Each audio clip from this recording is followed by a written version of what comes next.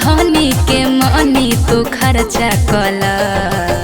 पैसा के बाबे अभी कमी तू घर ही शिव चर्चा कला। तू घर ही शिव चर्चा कला। वो सब हम नहीं जानत।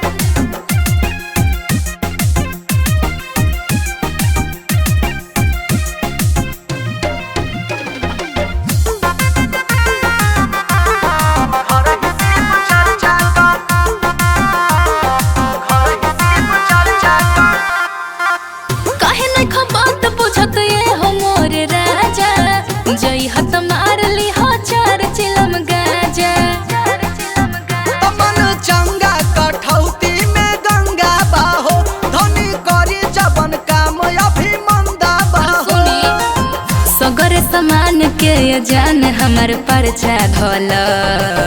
पैसा के बाबे अभी कमी तू घर ही शिव चर्चा कला। तू घर ही शिव चर्चा कला।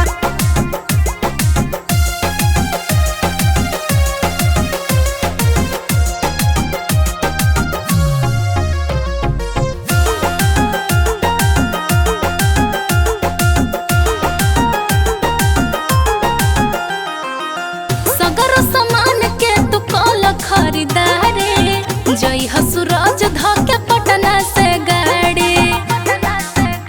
कहे माने लू नाही कहल का हो।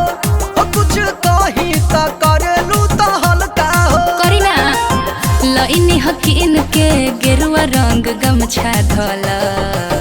पैसा के बाबे अभी कमी तू घर ही शिव चर्चा कला। तू घर ही शिव चर्चा कला।